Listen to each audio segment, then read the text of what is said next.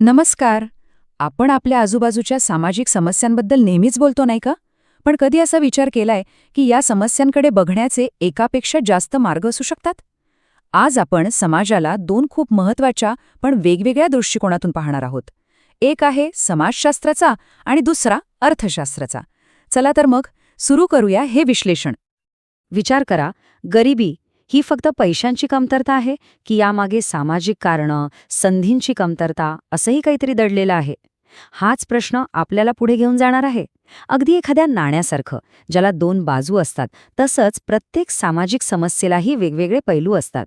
आणि आज आपण तेच उलगडून पाहणार आहोत. चला तर मग पहिला दृष्टिकोन पाहूया, समाजशास्त्राचा. यातून आपण बघणार आहोत मानवी संबंध, समाजाची रचना आणि त्या सगळ्या गोष्टी जे आपल्याला एक समाज म्हणून एकत्र बांधून ठेवतात किंवा कधीकधी वेगळंही करतात. तर समाजशास्त्र म्हणजे नेमकं काय? सोप्या भाषेत सांगायचं झालं तर आपण एक समाज म्हणून कसे वागतो, आपले एकमेकांशी संबंध कसे आहेत आणि आपल्या समाजात वेळोवेळी काय बदल होतात याचा अभ्यास म्हणजे समाजशास्त्र. खरं तर हा आपल्याच समाजाचा एक आरसा आहे. बरं, मग समाजशास्त्र नक्की लक्ष कशावर देतं? तर आपल्या रोजच्या आयुष्यातल्या अत्यंत महत्त्वाच्या गोष्टींवर, जसं की कुटुंब, शिक्षण आणि धर्म. कुटुंब संस्था कशी बदलतीये? शिक्षणामुळे समाजात खरंच समानता येते का? किंवा धर्म आपल्या निर्णयांवर कसा प्रभाव टाकतो? अशा अनेक प्रश्नांची उत्तरं समाजशास्त्र शोधायचा प्रयत्न करतं. चला, आता दुसरा दृष्टिकोन पाहूया, आणि तो आहे अर्थशास्त्राचा. एकीकडे समाजशास्त्र जिथे मानवीय संबंधांवर बोलतं, तिथे अर्थशास्त्र थेट येतं पैसा आणि संसाधनांच्या गणितावर. मग अर्थशास्त्र म्हणजे तरी काय? हे शास्त्र पैसा, वस्तू आणि सेवा यांच्या निर्मितीपासून ते त्यांच्या वाटपापर्यंत आणि वापरापर्यंतचा संपूर्ण प्रवास अभ्यासते. म्हणजे समाजात पैसा आणि संसाधने कुठून येतात आणि कुठे जातात याचा हा एक सखोल अभ्यास आहे. आणि अर्थशास्त्राच्या अभ्यासात काय काय येतं? तर आपल्या सगळ्यांचा जगण्याशी जोडलेल्या गोष्टी, जसे की बाजारपेठ, बेरोजगारी म्हणजे नोकऱ्यांची स्थिती, आणि सगळ्यांना चिंता वाटायला लावणारी महागाई. नोकऱ्या का कमी होतात, वस्तूंच्या किमती का वाढतात, अशा मोठ्या प्रश्नांची उत्तरं अर्थशास्त्रात सापडतात. ठीक आहे, तर आत्तापर्यंत आपण या दोन्ही दृष्टिकोनांना वेगळं वेगळं समजून घेतलं. आता जरा त्यांना बाजूबाजूला ठेवून बघूया, म्हणजे त्यांच्यातला फरक अगदी स्पष्ट होईल. बघा, यांच्यातला सगळ्यात मोठा फरक आहे तो म्हणजे त्यांच्या अभ्यासाच्या पद्धतीत. समाजशास्त्र लोकांच्या भावना, त्यांचे अनुभव समजून घेण्यासाठी मुलाखती, सर्वेक्षण अशा गोष्टी वापरतं, पण त्याचबरोबर आकडेवारीचा आधारही घेतं. पण याउलट अर्थशास्त्राचा सगळा खेळच आकड्यांवर असतो.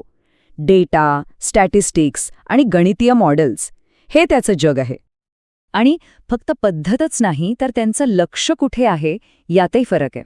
समाजशास्त्र बघतं सामाजिक रचना आणि नातेसंबंधांकडे, तर अर्थशास्त्राचं लक्ष असतं थेट पैशांच्या व्यवहारांवर, मार्केटवर आणि खरेदी विक्रीवर.